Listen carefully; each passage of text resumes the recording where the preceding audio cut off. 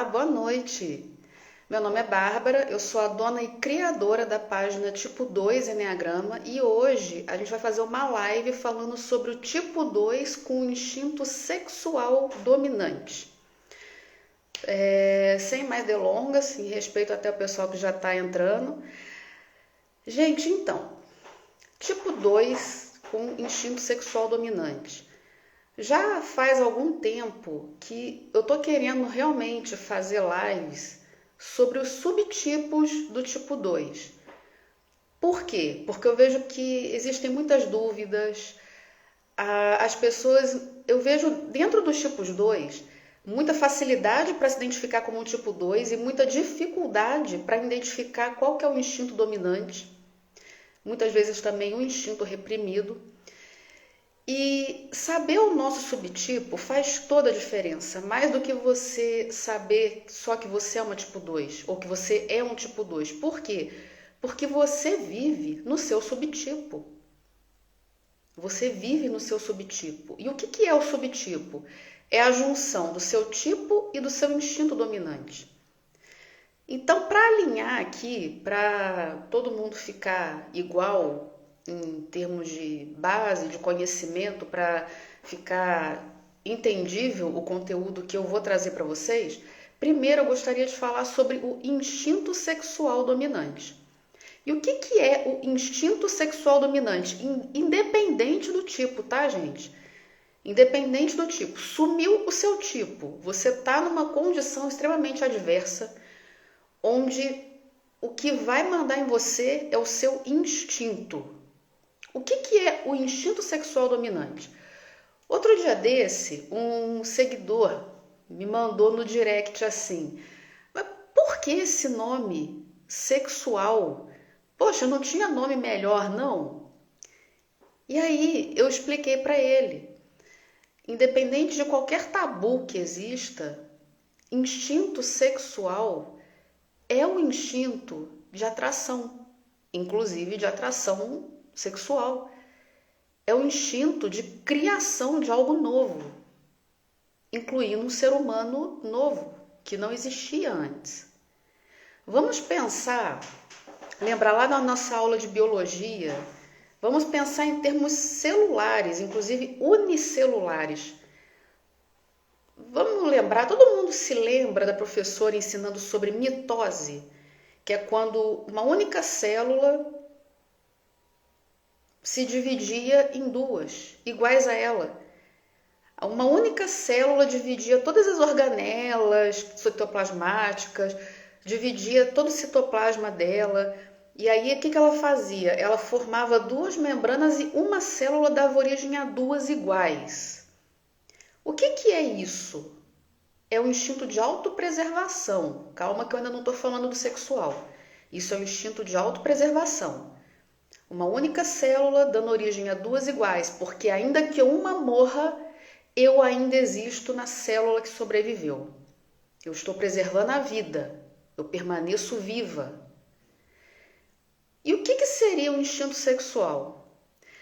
Existem algumas bactérias que elas começam a se conectar e a se fundir umas com as outras, um processo que é chamado de conjugação, onde uma bactéria doadora e uma bactéria receptora, elas se unem através de uma ponte citoplasmática, e a bactéria doadora, ela doa genes para a bactéria receptora. E esse processo de conjugação, de transferência de material genético, a gente chama de instinto sexual. Parece um pouco, né, com como nós, seres humanos, seres complexos, nos reproduzimos.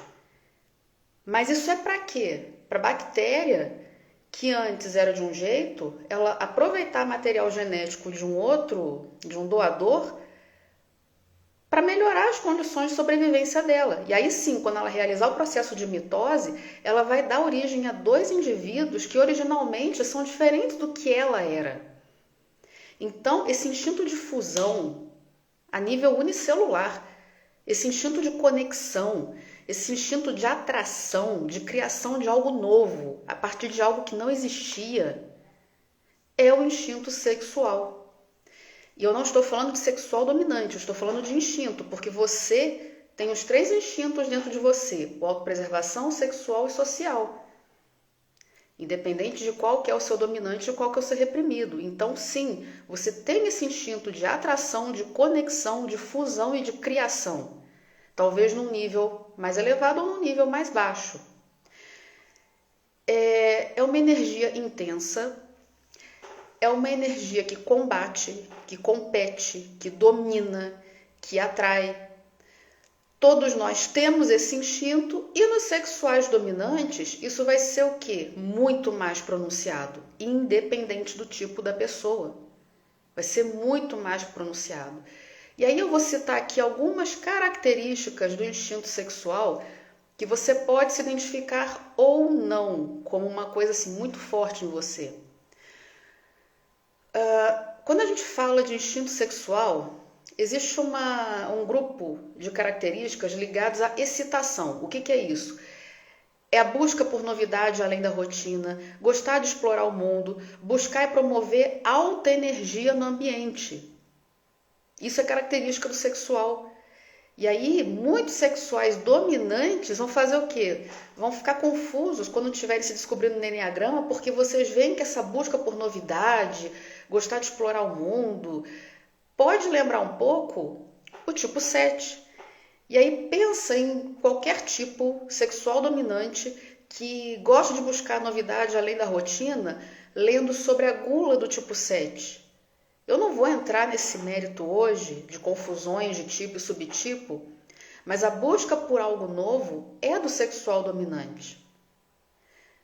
Existe um outro conjunto de grupos do sexual, do instinto sexual, que é a questão da atração. O instinto sexual e os sexuais dominantes, eles vão ser o quê? Muito carismáticos. Vão ter radar para pessoas que ativam a sua energia.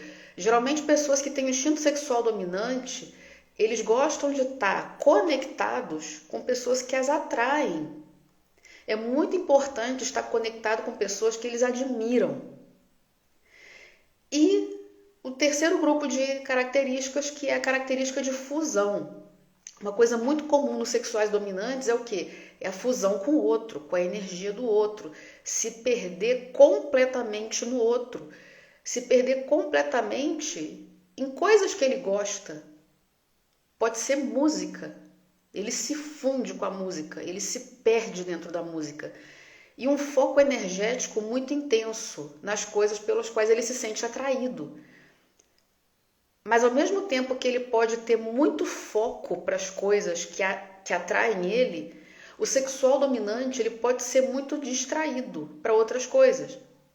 Vocês devem se lembrar, quem me acompanha há algum tempo, de um story de brincadeira que eu compartilhei sobre um professor que ele quer preparar uma aula, só que ele começa a se perder, porque ele começa a fazer uma coisa, começa a fazer outra, começa a fazer outra. No final ele faz tudo, mas não prepara a aula. E aí eu compartilhei comentando, sexual dominante. E algumas pessoas vieram me perguntar por quê. É uma característica do sexual dominante, essa perda de foco. Ah, mas quando é algo que o atrai, ele se funde. Sim, mas talvez para ele preparar aquela aula estava sendo um martírio. Estava sendo algo monótono, que ele não estava gostando. Então, nesses pontos do sexual dominante, ele vai ser mais distraído. Até aqui, as características do instinto sexual e do sexual dominante. Tem alguma dúvida? Pode prosseguir.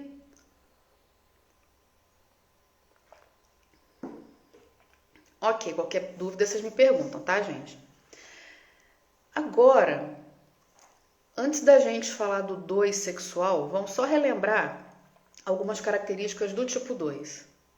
Para alinhar mesmo. Tranquilo, né? Beleza. Para alinhar mesmo, para ficar todo mundo nivelado. Características do tipo 2. A paixão dele é o orgulho, que é o quê?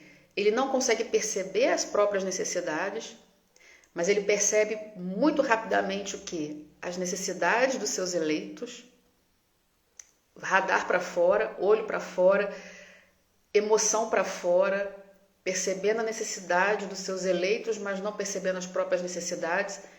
A repressão, que é um mecanismo de defesa. O tipo 2, ele reprime as próprias necessidades para atender a necessidade dos seus eleitos. E a adulação. O tipo 2, ele adula, ele faz pelos seus eleitos sem eles terem pedido, mas ele devolve boletos emocionais. Como assim boleto emocional? Ele espera algo em troca. Ele faz sem ninguém pedir, porque ele acredita que a pessoa precisa daquilo, mas ele espera o algo em troca, um reconhecimento em troca, um amor em troca. E agora vamos fundir aqui essas características do tipo 2, que eu acabei de falar, com as características do sexual dominante, que eu falei logo no início.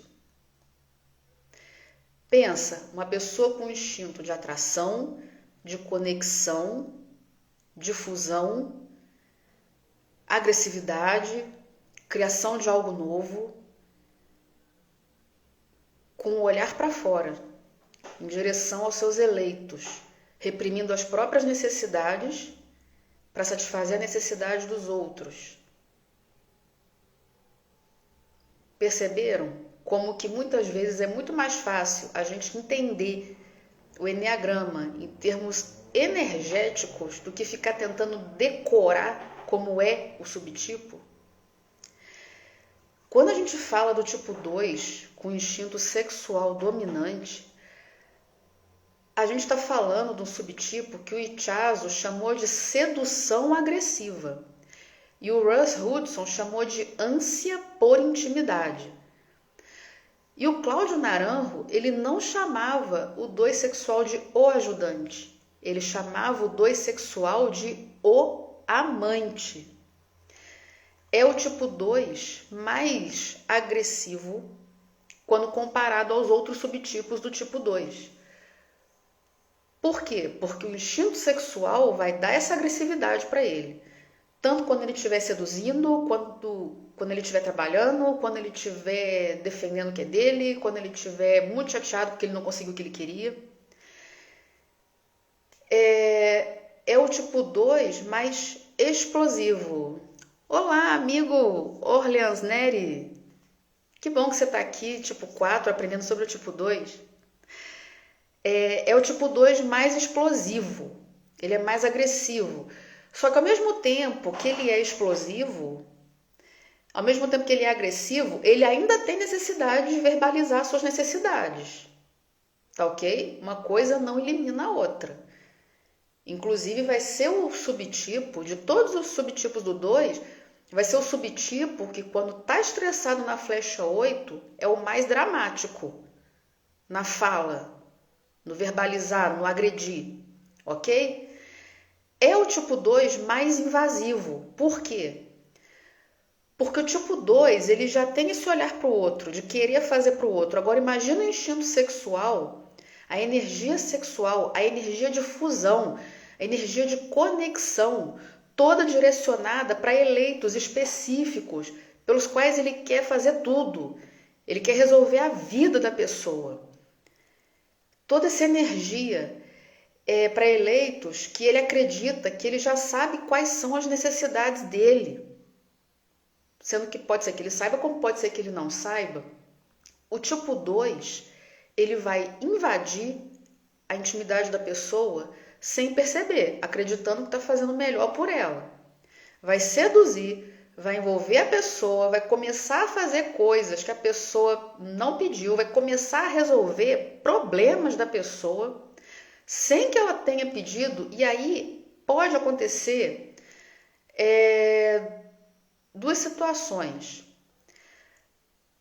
Pode ser que o eleito sinta repulsa por esse tipo de comportamento, tá? Isso é bem comum. O tipo 2, ele começa a perceber que o eleito está se afastando e ele não entende muito bem por que aquilo está acontecendo.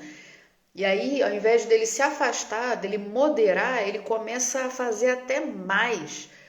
Começa a exceder aquela ajuda que ele já estava fazendo, aquela sedução que ele já estava fazendo. ele eleva o potencial disso e quanto mais ele faz, mais ele afasta o eleito. Até o momento que o eleito vai verbalizar que não está aguentando mais, que ele está se sentindo sufocado. E aí o tipo 2, ao invés de pensar, raciocinar, falar, pô, é verdade, eu me excedi, não, ele fica magoadíssimo, ele fica chateado. E isso é muito comum no 2 sexual por causa dessa movimentação de fusão, de conexão, de pegar o problema do outro e resolver, sabe? Só que também pode acontecer uma outra coisa. Pode ser que o eleito goste, tá? Pode ser que o eleito goste dessa situação de ter alguém fazendo coisas para ele, de ter alguém resolvendo os problemas dele. Ele pode gostar de estar se sentindo amado, de estar se sentindo desejado e deixar o tipo 2 fazendo. Só que pensa comigo, gente, nem todo mundo no mundo é tipo 2, certo? Óbvio. Então, a pessoa pela qual o tipo 2 está fazendo, ele não tem essa coisa de, ele está fazendo por mim, eu tenho que fazer por ele. Ele só deixa o tipo 2 fazendo, só deixa, quer cuidar de mim, tá bom. Nossa, eu me sinto tão amado, eu me sinto tão seduzido, é tão gostoso esse carinho do tipo 2 por mim. Só que ele não faz de volta. E aí, de novo, a gente cai na situação do tipo 2 mandar o boleto emocional para ele. Mas e aí, eu fiz por você. Você não me reconheceu, você não me deu amor em troca. Você não fez por mim em troca. E eu falei que podem acontecer duas coisas, que é a repulsa, como o eleito sentir repulsa por esse comportamento do tipo 2, como o eleito gostar desse comportamento do tipo 2, só que uma coisa a gente tem que estar bem clara. O eleito do tipo 2, ele pode estar sentindo essas duas coisas ao mesmo tempo, com assuntos diferentes. Ele pode estar gostando do tipo 2, estar resolvendo a vida por ele, como ele pode estar sentindo repulsa por invasividade em outros aspectos. Então, isso pode andar muito de mão dada, tá, gente? O 2 sexual, ele tem um desejo muito intenso de seduzir, de conquistar a pessoa. Na verdade, o tipo 2 sexual, ele tem uma crença muito enraizada e muito a nível subconsciente de que ele precisa seduzir até para comprar um sorvete, tá? É uma crença assim de que eu tenho que olhar no olho, eu tenho que usar a voz correta, eu tenho que falar do jeito certo, eu tenho que agir do jeito certo para comprar um sorvete. Imagina então com um eleito, ok? É como se o tipo 2 sexual dominante falasse assim pro eleito dele: ninguém te ama como eu. Ninguém faz por você as coisas que eu faço. O eleito se sente amado, se sente seduzido, se sente reconhecido. E independente dele estar gostando ou sentindo repulsa, ele pode chegar num ponto que ele não sabe mais viver sem o tipo 2. Ou sobreviver. Tá? Viver ou sobreviver sem o tipo 2. Ele não sabe mais como fazer as coisas normais do dia a dia sem o tipo 2. E o tipo 2, ele age dessa forma como uma estratégia para criar dependência emocional no seu eleito. Dependência emocional e qualquer outro tipo de dependência, tá, gente? Além disso, apesar dessa estratégia, a gente tem que ter muito claro uma coisa. Por que o tipo 2 ele usa essa estratégia para envolver o eleito dele, para seduzir o eleito dele? Por debaixo de tudo isso existe uma carência muito grande. A gente está falando do tipo 2 sexual dominante. Vamos estratificar. O tipo 2, ele já sente a carência do tipo. Porque a carência do tipo 2 é aquela carência lá no início da infância, onde ele entendeu que ele não era amado sendo quem ele é. Então é por isso que ele começa a reprimir, a adular, a ter o orgulho de eu não preciso de nada, quem precisa são vocês, eu faço por vocês. Aqui já está escondida uma carência muito grande. E o instinto sexual dominante, o instinto sexual, a pessoa que tem um instinto sexual dominante, ela também tem uma carência por uma ferida de infância, onde ele também não se sentiu amado. E é por isso que ele passa o resto da vida buscando essa fusão, essa conexão com o outro. E agora vocês pensam num tipo 2 sexual dominante, o tamanho da carência que esse tipo 2 sente. É muita carência. Então, todo esse jogo de sedução, todo esse jogo de fusão, de conexão com o outro, todo esse eu vivo por você, eu faço coisas por você, ninguém faz por você o que eu faço, esconde muita carência. Muita, muita, muita.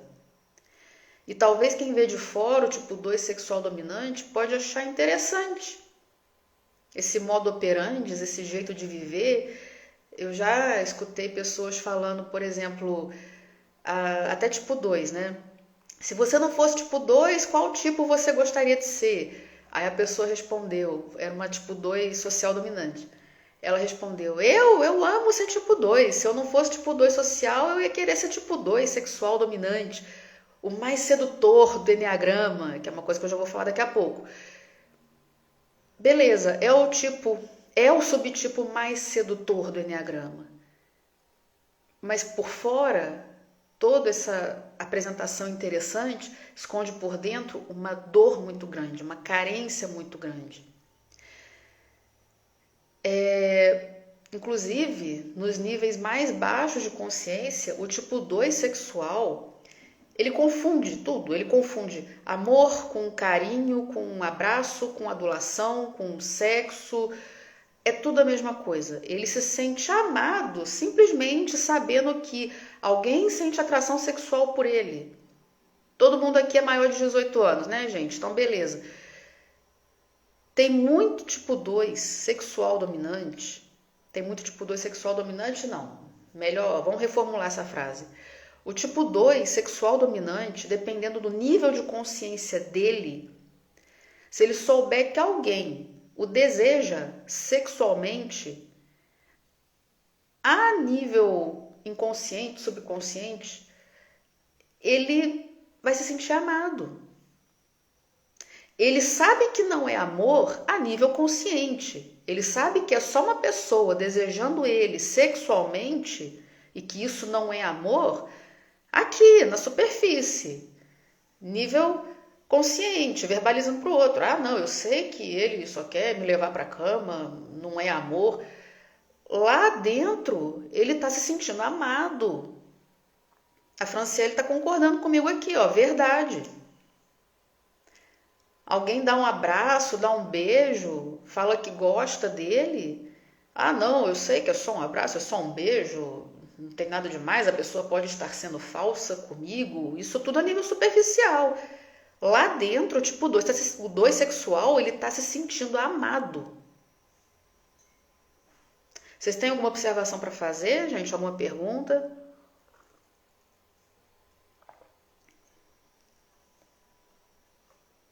Eu gostaria de falar da apresentação pessoal do tipo 2 sexual dominante. Porque quando a gente fala dos subtipos, de qualquer tipo, existem diferenças. E no caso do tipo 2, os subtipos autopreservação, sexual e social, eles podem ter apresentações assim bem características, bem esperadas mesmo do tipo, tá? Não vou entrar no autopreservação e no social hoje, eu vou falar quando a gente fizer a live desses subtipos. E aí vocês vão entender melhor as diferenças, mas quando a gente fala do tipo 2 sexual dominante, a gente está falando de uma pessoa que tem uma apresentação pessoal sedutora, mesmo que ele não faça a menor força para isso.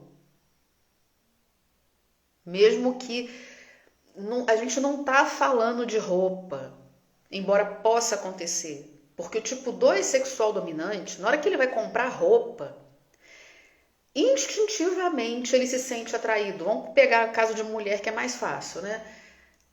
A mulher tipo 2 sexual dominante, ela se sente atraída pelo decote, pela saia mais curta, pela aquela blusa que mostra as costas, pela blusa de alcinha, que vai mostrar, sei lá, o ombro, que é muito bonito. Não sei, sapato de salto, depende, né? Tem mulher que gosta, tem mulher que não gosta. Instintivamente ela vai se sentir atraída por esse tipo de vestimenta. Só que a gente precisa entender também que eu tenho uma professora, a Luísa Mandetta, ela costuma falar o seguinte, que a questão do tipo 2 sexual não é a roupa, é o borogodó. A tipo 2 sexual dominante, ela pode ser uma mendiga de rua, com a roupa que deram para ela, toda rasgada e toda suja. Você vai olhar para ela e ela é sedutora.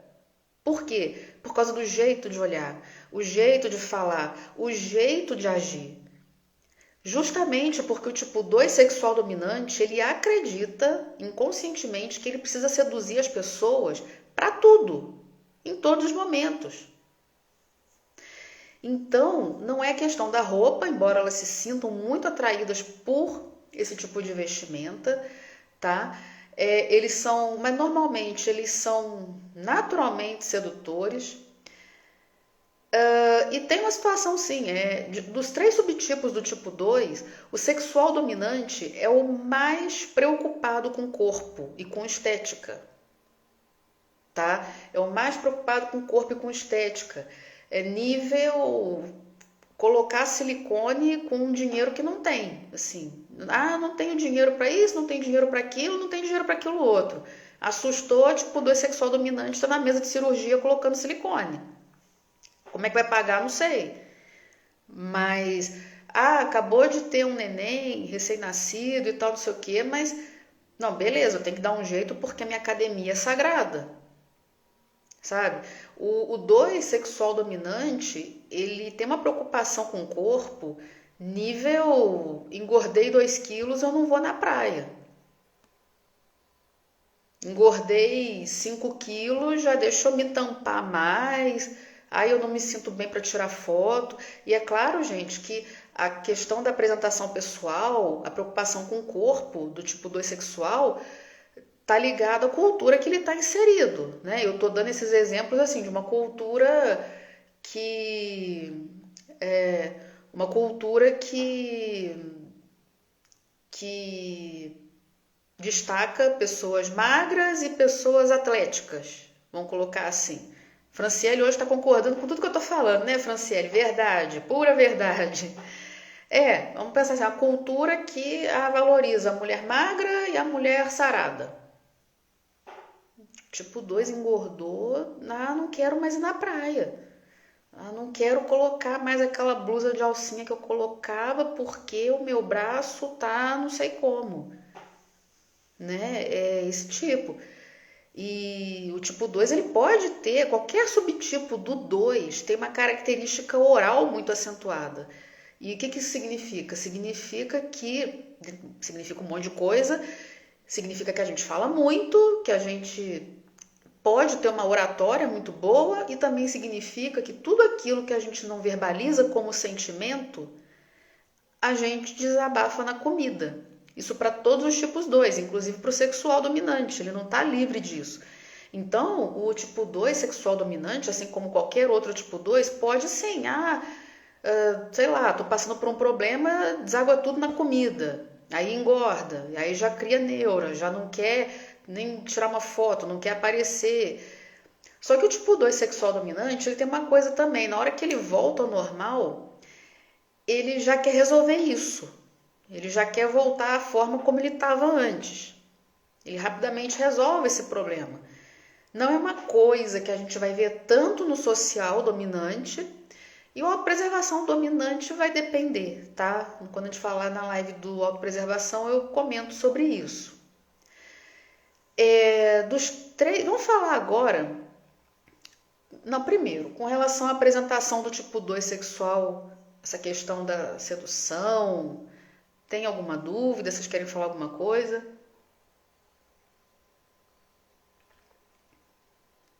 Tá ok? Beleza.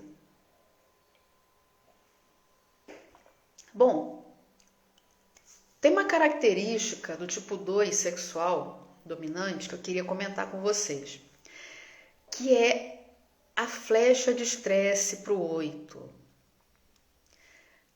O que é a flecha de estresse? A flecha de estresse é o que acontece com a gente quando a gente não consegue aquilo que a gente tanto queria. E o que é o tipo 2? Tipo 2 agora, os 3 subtipos. O que o tipo 2 mais quer na vida? Ser amado, ser reconhecido, ser amado, ser gostado, certo? E quando isso não acontece, ele vai para a flecha 8, ele caminha na flecha 8 em estresse. Vulgarmente, a gente fala que esse caminhar em estresse na flecha 8 significa ir até o ponto 8 e pegar todas as características negativas que estão ali no ponto 8.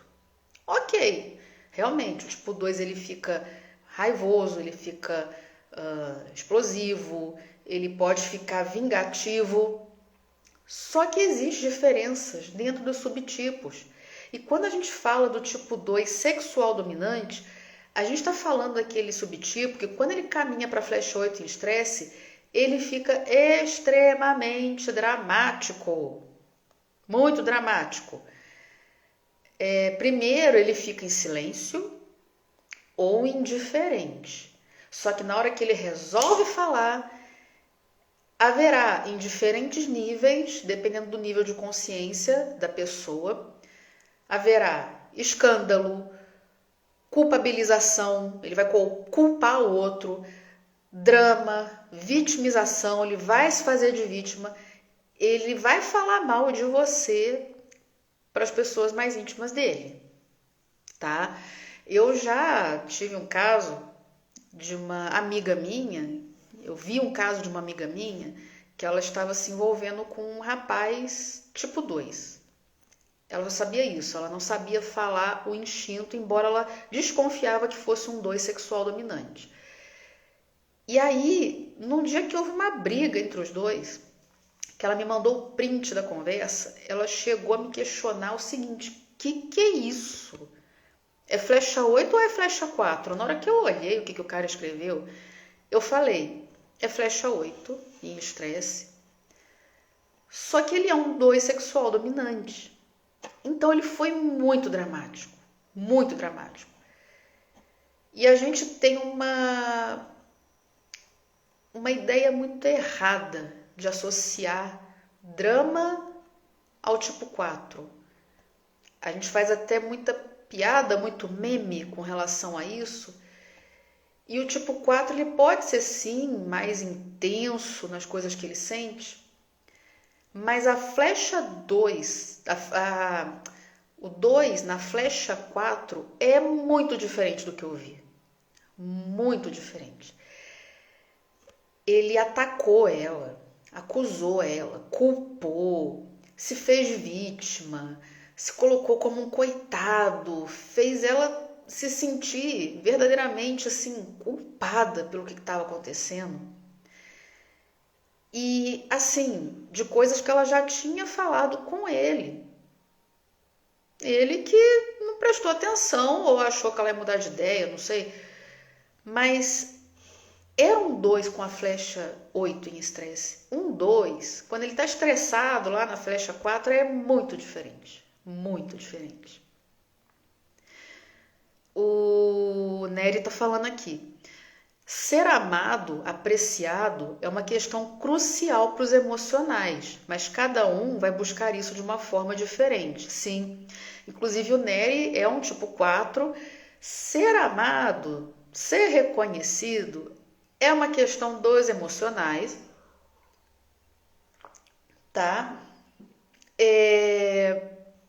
O tipo 2, ele gosta muito de jogar a bola pro tipo 3, tá? Não, eu não quero ser reconhecido, eu não faço questão de ser reconhecido. Isso é coisa do tipo 3, eu tô de boa, eu faço porque eu sou desse jeito mesmo. Mentira, porque o tipo 2 quer reconhecimento sim. Reconhecimento é algo comum dos emocionais, sendo que o tipo 2 ele quer ser amado, o 3 quer ser admirado e o 4 ele quer Ele quer intensidade, ok, mas ele quer ser amado por ele ser diferente, por ele ser único, por ele ser especial, mesmo que para isso ele force parecer ser alguém diferente. E aí, isso aqui é muito interessante, tá? O que o Nery falou, porque pensa no tipo 2 no trabalho. A nível consciente, um tipo 2 ele vai falar o seguinte para você: eu não quero ser amado no trabalho, eu quero ser reconhecido, isso eu admito. Mas isso é a nível consciente, superficial. Porque quando o chefe dele reconhece o trabalho dele, lá dentro, lá no fundinho, ele se sente amado. Por mais que ele saiba aqui na superfície que aquilo não é amor. Não, eu sei que não é amor, eu sei que eu faço meu trabalho, ele me reconhece, paga meu salário no final do mês e é isso aí. Mas lá dentro ele se sente amado, sabe? Então, é bem isso mesmo, Nery. É bem isso mesmo. Gente, tem alguma pergunta? Porque se não tiver, eu vou partir para as perguntas que eu recebi através da caixinha de perguntas que eu deixei lá referente a essa live, tá bom? Se tiver alguma pergunta agora, gente, eu respondo, se não eu já vou para essas perguntas que o pessoal me mandou lá. OK? Que aliás eu adorei, gente, uma pergunta melhor que a outra. Hoje o negócio tá bom aqui. Eu vou começar. Caso vocês tenham alguma pergunta, pode me mandar aqui. Inclusive o Nery, né, ele me mandou uma pergunta que foi o seguinte: é certo dizer que esse subtipo do 2, o 2 sexual dominante, pode se parecer com um tipo 8? Sim, pode. Tá dentro das confusões esperadas dentro do eneagrama. O tipo 2 sexual dominante, ele pode se parecer um 3, ele pode se parecer um 4 e ele pode se parecer com 8. E aí vai depender muito de muita coisa, tá? Vai depender do indivíduo em si que você está mentorando, avaliando. Porque o que acontece? O tipo 2 sexual dominante, ele pode parecer um 3 no sentido de o instinto sexual ele quer destaque. E a gente passou muito tempo associando o querer destaque com o tipo 3. Sendo que se você pegar um tipo 3 com um instinto de autopreservação muito alto e um instinto sexual muito baixo, esse tipo 3 ele pode estar tão focado em trabalhar e conseguir recursos de sobrevivência que ele vai parecer muito com o tipo 1. Muitas vezes ele não vai ser competitivo, que é uma coisa esperada no sexual dominante. Ele não vai aparecer isso, ele vai parecer um cara que trabalha muito e que quer dinheiro. Então, o 2 sexual, como ele quer destaque, o sexual dominante, ele quer destaque, a gente pode associar ele a uma vaidade errônea do tipo 3. Pode parecer um 4, por todas as características que eu falei de intensidade do sexual, de até da dramatização, que o pessoal confunde muito com 4.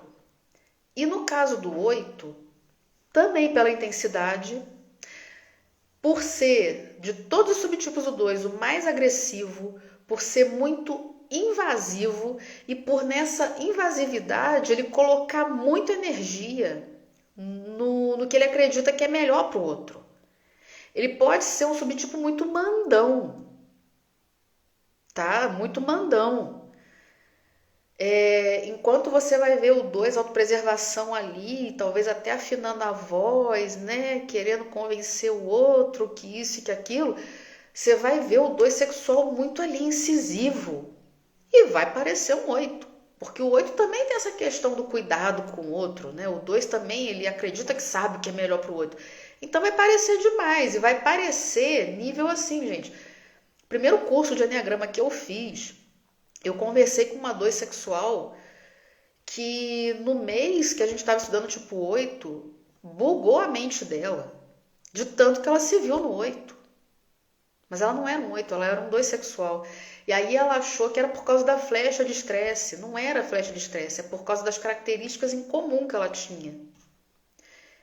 Que nada mais são do que comportamento, né? E quando a gente estuda Enneagrama, a gente não pode ver comportamento, a gente tem que ver o quê? Motivação, certo?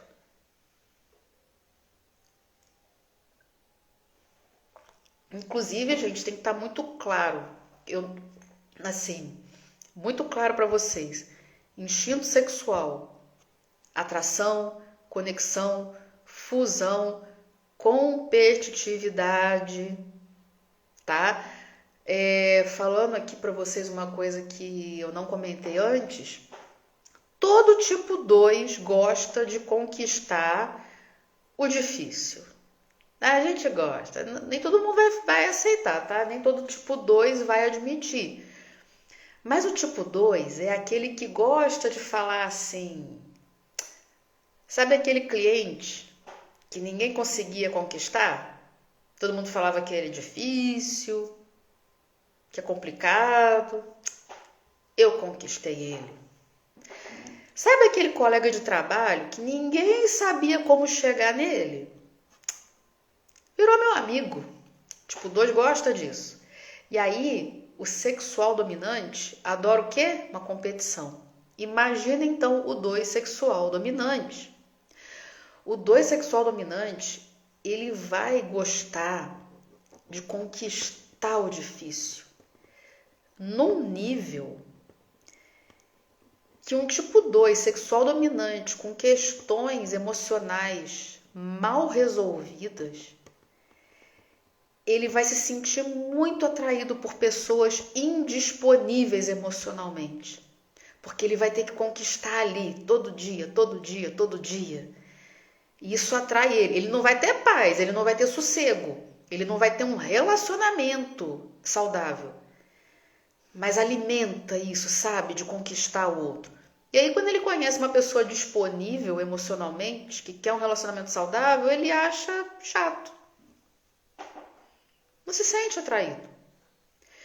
Então, assim, você pode ser um 2 sexual dominante que não é assim, tá? Você pode gostar de conquistar o difícil, de uma competitividade, mas num nível saudável, a ponto de você, dentro de um relacionamento saudável, equilibrado, se sentir desafiado a conquistar o seu parceiro diariamente, certo? Porque relacionamento é isso, né, gente? Tem que manter.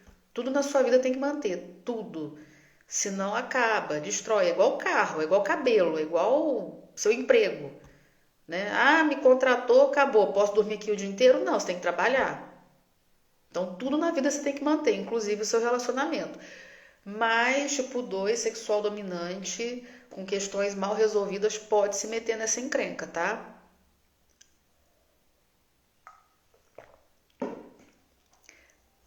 Bom, tem uma pergunta aqui, que é até do Jonas. Ele perguntou sobre como que fica o instinto sexual dominante nos tipos mais quietinhos. Não é uma pergunta que tem a ver com o tipo 2, mas eu achei interessante trazer aqui. Por quê? Porque, por exemplo, o instinto sexual dominante, o instinto sexual é um instinto para fora. Uma pessoa com instinto sexual dominante, independente do tipo dela, ela vai ter essa energia para fora, de atração, de conexão, de fusão, de agressividade, de competitividade. Quando a gente pensa nos tipos mais quietinhos, como que fica isso? Vamos pensar no tipo 9. Começar pelo tipo 9. O tipo 9, sexual dominante, ele tem uma coisa, eu conheço alguns tipos 9 sexuais dominantes que quando eles escutam o que eu vou falar para vocês agora, eles simplesmente não se enxergam nisso, tá? Pode ser que você é um tipo 9 sexual dominante que tá agora me assistindo e não vai concordar com o que eu vou falar. Mas é o seguinte, quando a gente fala do tipo 9, a gente fala assim que são pessoas da tríade física, logo sentem raiva, só que no caso do tipo 9, eles usam o físico, a força que eles têm, para internalizar a raiva e não externar a raiva, porque eles têm muito medo de causar desarmonia no ambiente. Eles acreditam que eles são responsáveis por manter o ambiente harmônico. Só que ao mesmo tempo é muito duro ficar guardando essa raiva, é muita força que eles fazem para ficar segurando essa raiva. Então eles passam o dia inteiro o quê? Soltando essa raiva aos poucos, que é onde eles alfinetam a pessoa, que é a raiva passivo-agressiva, que é quando eles vão falando coisas aos poucos para soltar um pouco dessa raiva, para eles não ficarem loucos e se aliviar um pouco. E aí você fala isso para o tipo 9, sexual dominante, você fala assim que tem tipo 9 que passa a vida inteira sem brigar com o outro. O 9 sexual dominante, ele olha isso e fala assim, eu não sou 9 então não, tá? Conheço alguns tipos 9 sexuais dominantes que eles falam o seguinte, eu não sou calmo não. E aí eles mesmos se contradizem, porque eles falam, não, eu sou uma pessoa calma, eu não sou de brigar e tal, não sei o quê.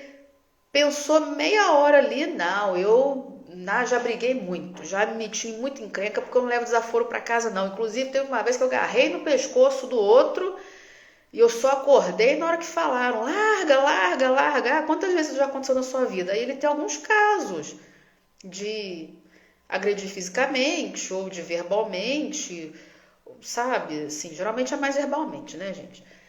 Mas o tipo 9 sexual, ele vai ter essa agressividade a mais do que os outros subtipos. E também é o 9 fusão. De todos os tipos do eneagrama, o 9 sexual é o que mais se funde no outro. Em qualquer nível que a gente esteja falando. Amoroso, de amizade, trabalho, né?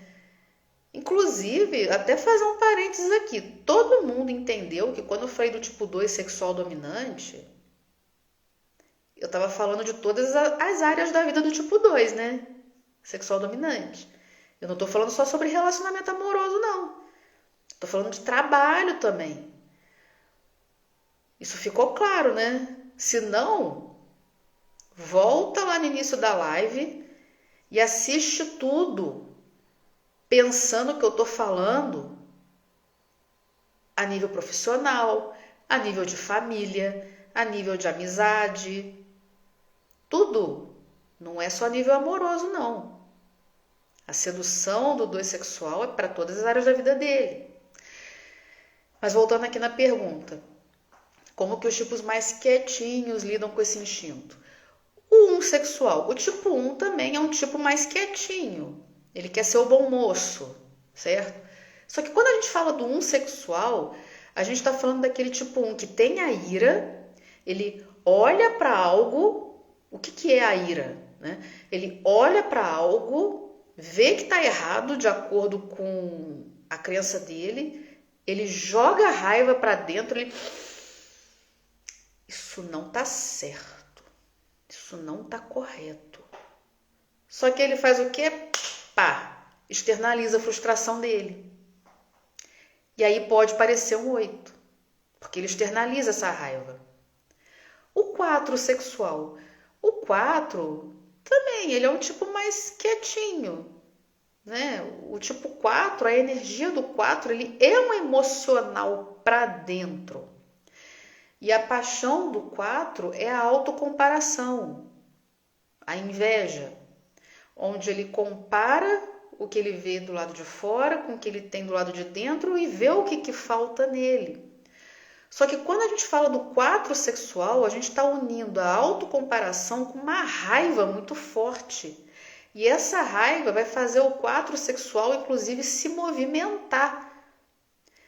Vai ser uma raiva realizadora. O 4 sexual, ele é muito realizador. Pode parecer um 3, com o que a gente conhece superficialmente do 3. Porque ele vai ser agressivo nesse aspecto. E também vai ser agressivo com pessoas, porque ele vai descontar a frustração da autocomparação dele nos outros, diminuindo os outros. Então a gente está falando de uma pessoa realizadora e que fala coisas que podem diminuir os outros. O 5 sexual dominante. O 5 também é um tipo quietinho. Quietinho, né? Só que o 5 sexual dominante, quando ele tá com alguém que ele admira, alguém que ele gosta, alguém que ele tem um assunto de conteúdo, ele não para mais de falar. Porque ele quer essa conexão com a pessoa, ele quer essa intimidade com a pessoa.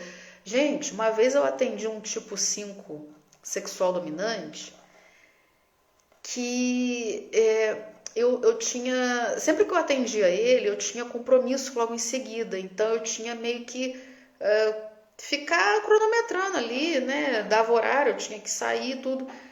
Teve um dia que eu cancelei o compromisso e deixei ele falar, deixei. Gente, é sério, eu fiz esse teste, o 5 sexual, falando. Falou.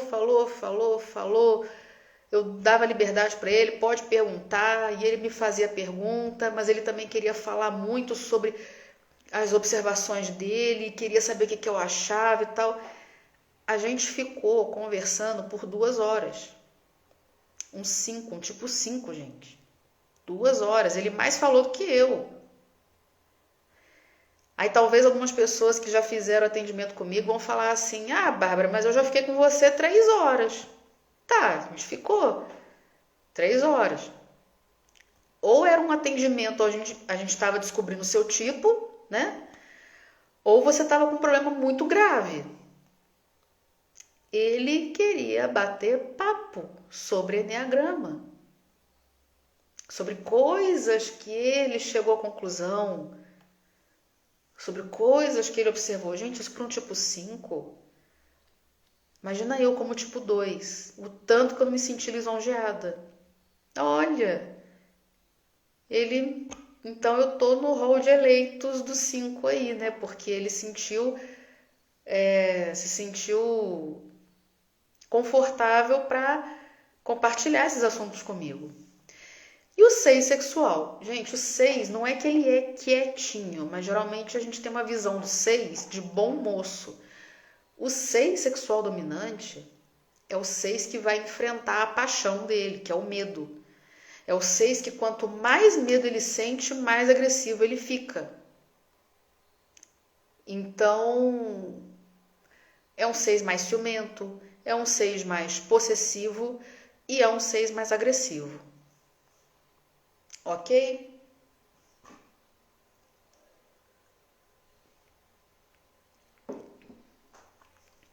A próxima pergunta aqui, eu prefiro até não ler o nome da pessoa, porque é uma pergunta sobre desintegração do tipo 2, então eu não quero expor a pessoa.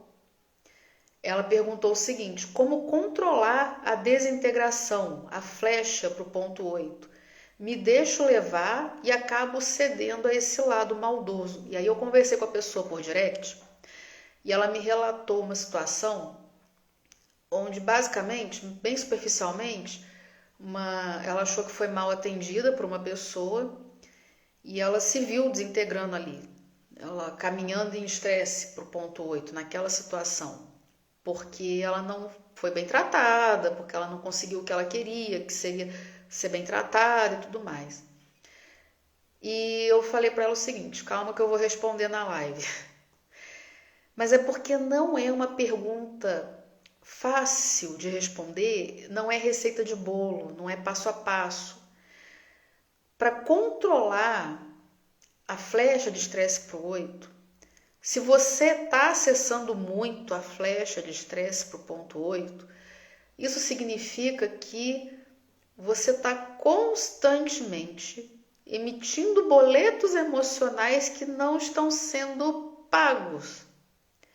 Traduzindo para o português, você está fazendo muito pelas outras pessoas, em excesso, está fazendo, e não está recebendo em troca. Porque a flecha de estresse, ela só aparece quando a gente não consegue aquilo que a gente tanto quer. E no caso do tipo 2, o que o tipo 2 tanto quer? Reconhecimento, amor, atenção.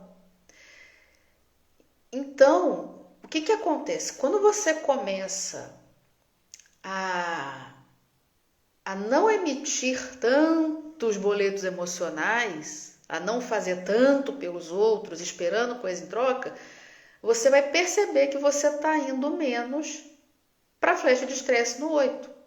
Quando você para de querer que as pessoas te deem o que você acredita que elas te devem. No caso do exemplo que essa moça me deu, ela acreditava, claro que todo mundo gosta de ser bem tratado num atendimento, gente, comercial, o que seja. Todo mundo gosta. Mas a nível de você se desintegrar, de você ir para a flecha de estresse no 8, você acredita piamente que ela te deve aquele bom tratamento. Ela não te deve nada, ela pode estar num dia péssimo. Você já pararam para pensar nisso? Não vou falar que sempre foi assim na minha vida, tá, gente? Mas, porque não foi, mas hoje em dia, se eu chegar num caixa de supermercado, isso aconteceu ontem, tá? Isso aconteceu ontem.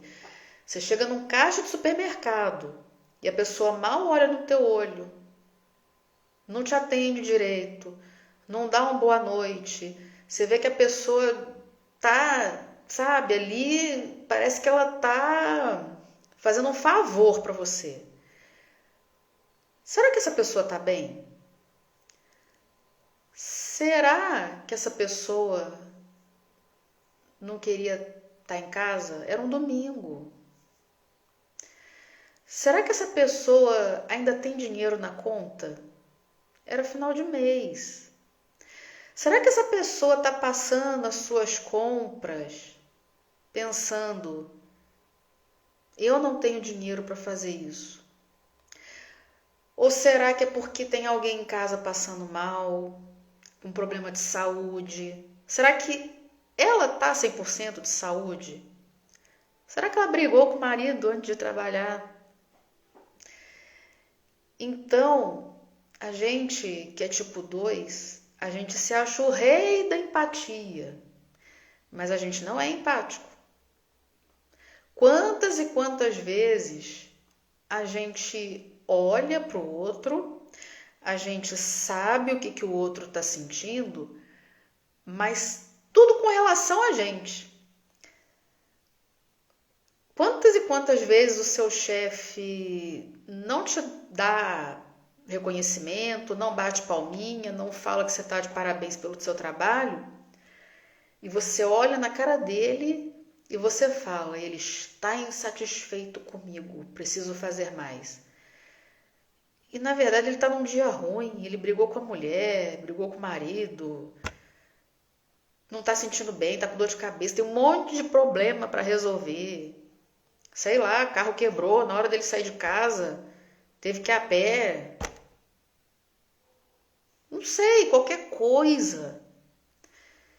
Então, a gente que é 2, a gente tem que parar de ter a empatia no sentido de olhar para o outro para saber se eu estou arrasando, se eu estou... Né? A Rosimar está aqui falando exatamente assim, né? A gente tem que ter a empatia de pensar, tá tudo bem, ele não me tratou bem, ela não me tratou bem, mas o mundo não gira ao meu redor. Não é tudo sobre mim. Essa pessoa pode estar mal e, ao contrário de mim, que sou tipo 2, que tô lá sofrendo, passando mal, com um sorriso aqui até aqui, falando que tá tudo bem, perguntando se você precisa de ajuda. As outras pessoas podem não ser tipo 2 e podem estar na cara delas que elas não estão bem. Tá? Alguns tipos vão virar para você e vão falar assim, eu não tenho que estar sorrindo o tempo todo. Eu não tenho que te tratar bem o tempo todo. Tá? Então, o que acontece? Não tem outro caminho para diminuir essa flecha de estresse para o 8 que não seja um trabalho intenso. Não só de autoconhecimento, porque você pode se conhecer muito bem, mas um trabalho de autodesenvolvimento, que aí envolve trabalhar orgulho, você admitir que você precisa de ajuda, admitir que você não é a Mulher Maravilha, que você não dá conta de tudo, coisa nenhuma. Trabalhar a repressão, colocar para fora o que você sente. E aí, teve um post que eu fiz que deu uma repercussão, né? Que é como que o tipo 2 coloca para fora o que ele sente e como ele deveria colocar. Como ele deveria colocar? Fulano, você está me incomodando. Beltrano, eu não posso fazer isso. Eu tenho compromisso. Ciclano, eu preciso ficar sozinho agora? Olha, eu posso até te ajudar, mas agora não. Agora eu estou fazendo o meu. Tá? E parar com a adulação. Você que é tipo 2, você sempre vai ser o sol do Eneagrama. Você sempre vai trazer amor, carinho. Você sempre vai deixar o ambiente mais bonito. Mas você tem que fazer isso porque o brilho que está dentro de você está indo para fora. E não porque você tá neurótico pensando o que você pode fazer para melhorar o ambiente e a vida da pessoa. Isso é adulação, quando você está nessa neurose. Então você precisa trabalhar tudo isso. Você precisa ir para a sua flecha 4, insegurança. Entrar em contato com as suas reais necessidades.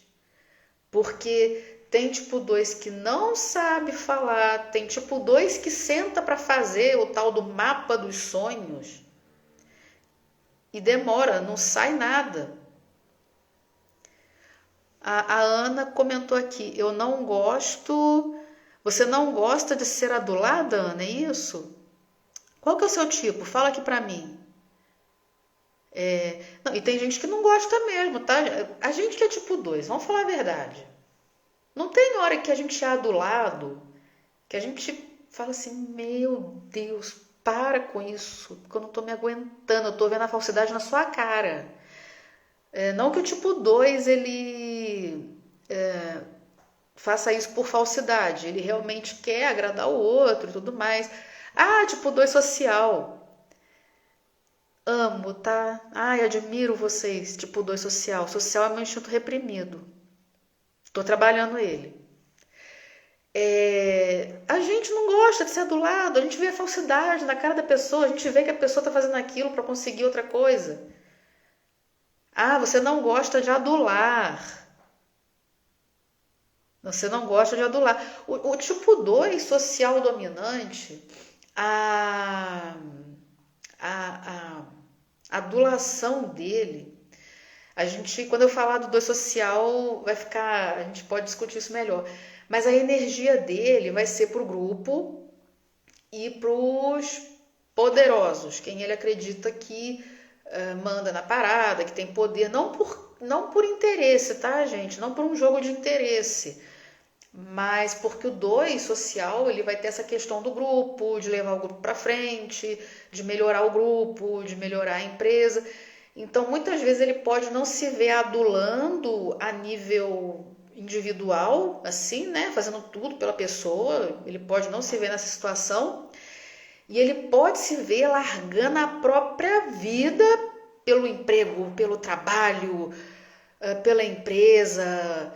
E aí vai ter um pouco a ver com os chefes dele e com o grupo que ele lidera. Mas a princípio pode não parecer uma adulação, né? Porque não é a nível individual, mas ele tem essa questão de levar o grupo para frente, né? Tanto que o 2 social, só dando uma palhinha, né? Ele pode ser aquele 2 assim, olha, eu vou levar essa empresa, esse grupo para frente. Eu sei como fazer isso. Mas se vocês não vierem comigo também, eu largo e vou para outra empresa. E lá eu vou fazer e vou acontecer e deixar outra empresa melhor que essa. Ah, ela tá falando aqui, ó. Yes! Muito eu, tudo isso que você disse. Mas o 2 social, gente, ele pode parecer um 8, tá? É um trator para trabalhar. A Renata tá falando aqui. Eu não gosto de ser adulada também. Acho muito teatral. Sou um 2 autopreservação. Passei anos adulando o outro e me vendo no outro. Aos poucos, há poucos anos me vi, aí cortou o resto. A Renata, inclusive, é uma 2 autopreservação que eu acompanho um pouco, né? Não posso falar que eu acompanho muito, mas eu acompanho, é uma seguidora da página já, acho que desde que a página surgiu, né? Quase. E tá, me vi tipo 2 e até hoje sinto dificuldade em saber minhas necessidades, o que gosto, difícil ainda. É uma luta diária, Renata, é uma luta diária. A gente não pode dormir, né? A gente não pode ter o enneagrama e todo o conhecimento que a gente tem de autoconhecimento, de autodesenvolvimento, a gente não pode achar que é uma coisa assim, me autoconheci, me autodesenvolvi e agora eu vou me aposentar. Não, é uma luta diária, né? É uma luta diária. Eu conheço um pouco, assim, né, do que você já comentou comigo, vejo o quanto que Enneagrama te ajuda nessa questão, mas é uma luta diária. É difícil. Todo dia a gente tem que estar com os dois olhão abertos, assim, para não cair nas armadilhas do tipo. A Rosimar tá falando aqui, eu era assim. A Rosimar, a gente não sabe o seu tipo, né, Rose? Mas às vezes eu falo algumas características do 2 e ela se vê muito. O que não significa que você seja 2, né? Você pode ser algum tipo que tem essas características do 2 também. Mas aí voltando, gente, eu estava comentando aqui, eu estava falando sobre como diminuir essa flecha para o 8, né? Então não tem outro caminho que não seja trabalhar tudo isso, como eu estava falando da flecha 4 em segurança, se conectar com os reais sentimentos e o quanto é difícil para o 2 fazer mapa dos sonhos. Gente, mapa dos sonhos não é sobre o que você quer ter, é sobre o que você quer ser. Não me pega mapa dos sonhos, pegou cartolina, pegou papel, recortou alguém com a barriga tanquinho. Ah, é isso aqui é o meu sonho. Não, isso não é um sonho, isso é um projeto. Sonho que você quer ser. O que você quer ser?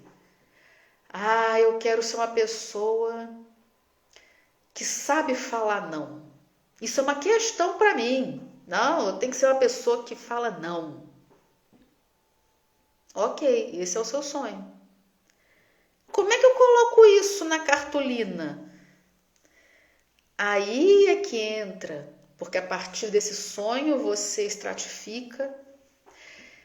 E aí sim, por você ser uma pessoa que sabe falar não, aí você vai ter projetos. Eu consigo falar não e por esse motivo eu me priorizei e fui para academia. Eu consigo falar não e por esse motivo eu cresci profissionalmente. Estamos falando do 2 sexual. Aqui o Canecossauro fala do 2 sexual. Estamos falando. Você acabou de entrar? A gente está falando aqui da pergunta sobre como controlar a desintegração do tipo 2. A gente está falando sobre a importância da flecha 4, olhar para dentro, olhar para suas principais necessidades, tornar as suas necessidades uma prioridade, para que quando você faça pelo outro, você faça porque transborda de você. Esse amor transborda de você. Você não faz para adular, tá? Assim, quando você desenvolver tudo isso, você vai perceber que você vai começar a caminhar menos para a flecha 8 em estresse. Você não vai eliminar 100% das suas características negativas, que é o que a gente estava falando agora há pouco, aqui, eu e a Renata, né? A gente estava falando que você tem que estar o dia inteiro, ó, todos os dias, 7 dias por semana, com o zoião bem aberto para reparar que quando você está caindo na armadilha do seu tipo.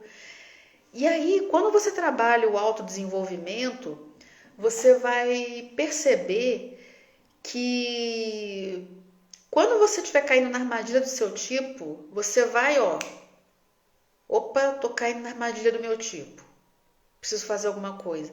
E aí quando você perceber, igual esse caso que a gente relatou, de você ficar nervosa porque a pessoa não te tratou do jeito que você gostaria, ao invés de ficar nervosa com a pessoa, sabe o que vai acontecer muito? Você ficar chateada com você, por você ter caído na armadilha do seu tipo. Só que tudo isso envolve você não só ter o autoconhecimento, mas praticar o autoconhecimento, praticar o autodesenvolvimento, fazer as atividades para casa. Quem é meu mentorado sabe, quem é mentorado de outras pessoas também sabe. Não é só ligar a câmera, bater um papo e falar, não. Meus mentorados têm atividade para casa.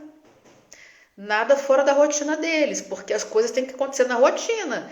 Você tem que ser um tipo 2, sexual dominante ou qualquer instinto dominante que seja. Você tem que ser um tipo 2 melhorado no seu trabalho, jantando com a sua família. E talvez o seu autodesenvolvimento não vai ser visto como autodesenvolvimento pelos outros. Eu realmente sinto muito, tá? Mas você como tipo 2, você como tipo 9, tô falando do tipo 9 porque tenho casos, conheço casos. Às vezes o seu autodesenvolvimento vai ser falar mais não. E aí quem tá em volta vai achar que você tá piorando. Às vezes você como tipo 2, o seu autodesenvolvimento vai ser mostrar mais o que você está sentindo. É falar que você está se sentindo incomodado, que você não gostou daquela brincadeira, que você não está se sentindo confortável com aquilo. E para os outros vai parecer uma involução. Mas voltando, você precisa ter o autoconhecimento praticado, o autodesenvolvimento praticado. O Jonas está aqui falando, tem coisas que aprendi a falar não. Só que agora eu peguei ranço de tanto que eu não falei antes. O Jonas, gente, a gente fez um atendimento, né? A gente está para fazer o retorno agora. Existe a dúvida, tipo 2 ou tipo 9. É uma dúvida comum, tá? Comum. E os dois tipos têm isso em comum, né? Os dois tipos eles têm isso em comum, essa dificuldade de falar não. E ele está comentando, né? Aprendi a falar não, porque, né? Eu tinha tanta dificuldade que agora eu peguei ranço. Acontece, tá? Com 2, com 9, às vezes a pessoa passa tanto tempo da vida num modo operandi que ela pega ranço. Eu tenho outro exemplo aqui para dar para vocês, do tipo 2, que é quando ele faz tanto pelas pessoas, que ele tem uma fase da vida dele completamente antissocial. E eu não estou falando de um social reprimido. Eu estou falando de uma pessoa, às vezes, até com uma certa fobia social. Não porque ela nasceu com isso, mas porque ela adquiriu isso. De tanto fazer, chega uma hora que ela, não quero ver gente. Acontece. Falar não, mesma coisa. Tá? A Renata tá falando aqui. Aconteceu comigo.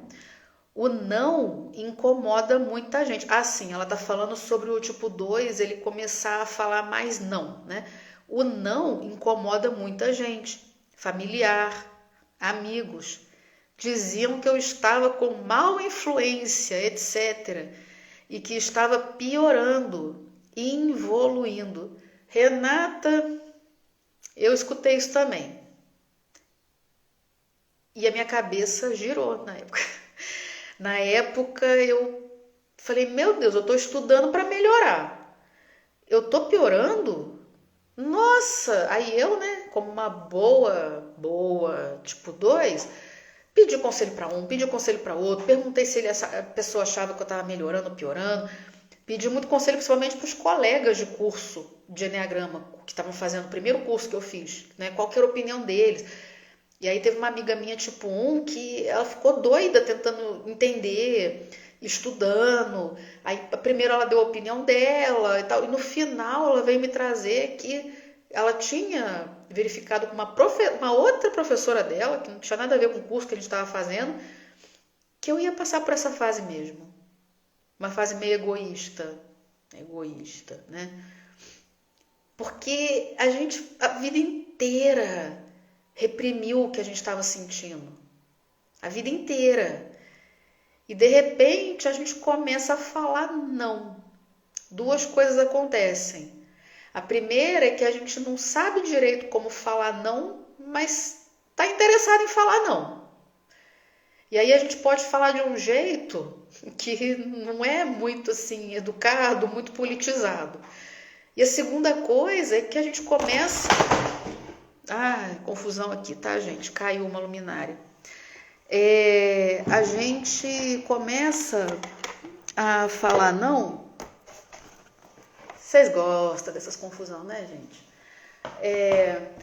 A gente começa a falar não e quem tá com a gente, não pelo que a gente é, mas pelo que a gente proporciona, acaba se afastando mesmo, tá? A Renata tá falando, eu fiquei bem doida também. A Cris tá falando, meu Deus, eu tô nessa fase, não quero ver gente. Então, Cris, tem realmente duas coisas. Eu lembro que você é uma autopreservação, né, com social reprimido. Aí, só nessa combinação, você já vai ter uma característica que é o seguinte: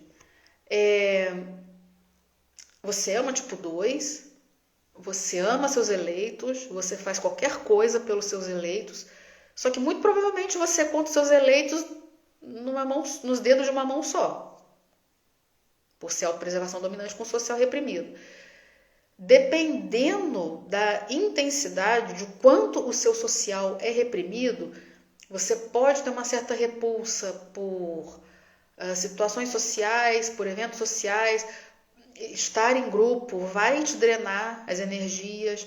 Você vai olhar para certas causas sociais, como, por exemplo, sei lá, uma passeata para, não sei, defender a causa, sei lá o quê. Não é por maldade, mas você pode olhar e, nossa, que perda de tempo, sabe? E aí tem uma coisa muito bonita nos sociais dominantes, que o social reprimido não tem, que é lutar por algo maior além de mim. Algo pelo grupo, algo pelas pessoas. E quando a gente é social reprimido, de novo, a nossa energia ela é drenada quando a gente pensa nessas coisas, porque você ser um social reprimido não é simplesmente você estar em grupo. É você querer motivar o grupo para ir para frente, você ter um destaque dentro do grupo. Mas só de estar num grupo, o social reprimido ele pode se sentir com a energia muito drenada, muito mesmo, sabe? E você pode estar numa situação onde realmente ser colocado em situação de grupo está te drenando energia, você prefere estar ali com os seus meia dúzia ou menos de eleitos, como pode ser isso sim, tá? Pode ser que você já fez tanto pelas pessoas, tanto, que você não aguenta mais ver gente. Você tá numa fase assim, me deixa aqui quieta, sozinha, calada no meu canto, porque eu não quero ter que ser simpática. Sabe? É isso mesmo, eu sinto minha energia sugada, me cansa muito. É normal, é comum no social reprimido. E aí, o que acontece? A gente que é social reprimido, se a gente estiver passando por uma fase que a gente não aguenta ver gente, pelo tanto que a gente já fez, a gente pode ter uma certa dificuldade de entender o que está acontecendo com a gente, tá? Eu vou te dar um exemplo bem claro. Eu atendo, de vez em quando, uma tipo 2 sexual dominante com autopreservação reprimido, tá? Então, no dia que a gente abriu a câmera, ela começou a falar e começou a se emocionar. E me relatou que ela só queria ficar trancada dentro de casa, sem ver ninguém, que ela não queria nem receber pessoas na casa dela, aí a gente viu que tinha um problema acontecendo, né? Inclusive uma situação que, não sei se todo mundo tem conhecimento disso, mas da flecha 8 você pode cair para a flecha 5 em estresse, tá? Você está aqui no 2. Você vai para a flecha 8 em estresse e se você cair mais um pouco, você vai para a flecha 5. Eu já estive na flecha 5. Vou contar para vocês como é que foi. Eu trancada dentro de casa, no quarto, olhando para o teto, chorando. A minha cabeça parecia que tinha um monte de engrenagenzinha, sabe? Pensando em tudo que tinha acontecido, em tudo que ia acontecer, em quantas pessoas tinham sido mal agradecidas a mim, o quanto as pessoas tinham me usado, o quanto as pessoas me estressavam e que daqui a pouco as férias iam acabar e eu ia voltar a trabalhar e eu ia ter que ver gente, e eu ia ter que ser simpática e eu não estava querendo ser simpática. E aí as férias acabaram, o que aconteceu? Tipo 2 no trabalho. E aí? O que eu posso ser útil? O que eu posso fazer? O que eu posso ajudar? Em casa, engrenagenzinha, chorando, né? Gente, como eu queria ter descoberto Enneagrama antes. Mas tá bom. Descobri depois. Deixa eu ver, alguém falou alguma coisa aqui. O Jonas. Então, é uma espécie de trauma, né? Quando a gente começa a falar não, sai de qualquer jeito. A gente não tem hábito de falar não. Né? É igual criança aprendendo a falar, gente. Criança não aprende a falar, oi pai, oi mãe, aqui, ó, quero mamar, tá? Não. Papá, mamã, né? Olha pro peito, começa a chorar, tá com fome. É assim quando a gente começa a falar não, tá? Bem assim mesmo. Depois a gente aprende a falar não de um jeito mais suave, justamente. Justamente. A gente começa a falar não com uma certa tranquilidade e sem ser de uma maneira assim agressiva, sem ser de uma maneira dramática, né? A gente aprende a falar não assim, fulano, não quero. Fulano, você está me incomodando. Fulano, eu não quero fazer isso. Bem assim mesmo. A próxima pergunta, a não ser que vocês tenham alguma pergunta aqui para fazer, porque esse assunto foi interessante, né? A gente ficou falando aqui maior tempão. Quem está entrando agora, que eu estou vendo aqui, que não entendeu nada, depois eu vou deixar essa live gravada lá no meu feed, tá? Vocês entram lá e veem que o assunto aqui bombou, pegou fogo. Que foi o assunto da flecha 8, que pode cair para 5, para flecha 5. Eu vi que o Enneagrama tipo 5 entrou aqui. Eu estava comentando sobre quando o tipo 2 vai para a flecha 8 e cai mais um pouco para a flecha 5. Como que o tipo 2 fica? Imagina, gente, um emocional próximo do físico, estressado na flecha 5. Indo para o mental da pior maneira possível, né? As engrenagenzinhas na cabeça. E desesperado, né? Se sentindo mal, não reconhecido, se sentindo que foram ingratos com ele, se isolando. Fizeram uma pergunta também na caixinha de perguntas sobre como que o tipo 2 sexual dominante equilibra no relacionamento romântico o cuidar e o dominar sexualmente. Eu já até falei um pouco na live, mas só reforçando, o tipo 2 sexual dominante, ele acha que é tudo uma coisa só, então ele faz tudo. Ele cuida, ele domina, ele não tem equilíbrio, é tudo de uma maneira muito intensa. Ao mesmo tempo em que ele quer seduzir emocionalmente, ele quer seduzir sexualmente, ele quer se sentir atraído pela pessoa, ele cuida da pessoa de uma maneira, com uma invasividade que, igual eu comentei, pode ser que a pessoa sinta até uma certa repulsa e fala, meu Deus, mas eu não pedi nada disso, ele está invadindo a minha vida de uma maneira que eu não deixei, assim como ele pode se sentir seduzido, porque tem alguém cuidando de mim. Meu Deus, como eu me sinto amado, como eu me sinto cuidado. Nossa, eu não ia conseguir fazer isso sem essa pessoa, esse tipo 2 sexual dominante. Então não tem equilíbrio, é tudo com muita intensidade. O equilíbrio começa, e aí a gente não está falando de um equilíbrio assim, na forma de agir, na forma de se comportar. O equilíbrio começa quando você entende como o tipo 2 funciona, você entende que você está fazendo isso pelas características do seu ego e quando você começa a trabalhar os seus instintos para diminuir um pouco a intensidade do instinto sexual, tá? Porque instinto, gente, não é digital, primeiro, segundo, terceiro lugar, ele é analógico. Ele é analógico. Você pode ser um sexual dominante, eu sempre dou esse exemplo. Você pode ser um sexual dominante que, dos seus instintos, 90% é o instinto sexual. Aí 8% é o social, 2% é a autopreservação.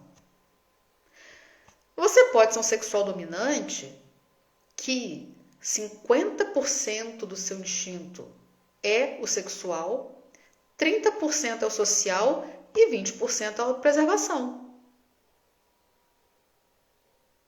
Compreendeste? E aí sim você vai ver as características do sexual dominante não tão dominante, não te dominando tanto. O Enneagrama tipo 5 comentou aqui que quando o tipo 2 vai para a flecha 5 desintegrada, né, primeiro vai para o 8, depois cai para o 5, ele desce para um nível muito inferior de consciência. Sim, sim. Não é um movimento que acontece à toa não, tá, gente? Flecha de estresse e ele cair do 8 para o 5 e pegar características negativas desse ponto, não é uma coisa que acontece assim. Ah, ontem eu tava bem, hoje eu caí. Nossa, fui da flecha 8, eu fui para a flecha 5. Não. Não. Tem muita coisa acontecendo antes, muita coisa que não foi tratada. Muita coisa que o tipo 2 deixou para lá, sabe?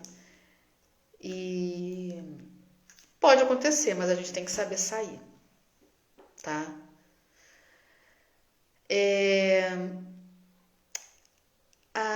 Tem uma pergunta aqui que acabou que eu já meio que respondi aqui antes, da Franciele. Franciele que tá aí me acompanhando desde o início, né, Franci? Eu achando que eu sou íntima, né? Tipo 2, né, Franci? Como usar minha energia sexual dominante com equilíbrio? Então, só tem um caminho: trabalhar os instintos. E aí eu perguntei para ela, qual que é o seu instinto reprimido? O autopreservação. Como que a gente trabalha isso? Eu vou falar por mim, para dar um exemplo. Eu sou autopreservação dominante com sexual intermediário e o social reprimido. E por mais que eu admire o 2 social dominante, se eu pensar em me colocar em situações de social, que o 2 social dominante entra confortavelmente, me causa perda de energia, me causa desconforto, não é algo natural para mim. Então, a gente tem que arrumar uma forma de acessar e aumentar esse instinto reprimido. Porque você só consegue diminuir a intensidade do seu instinto dominante aumentando a energia do seu instinto reprimido.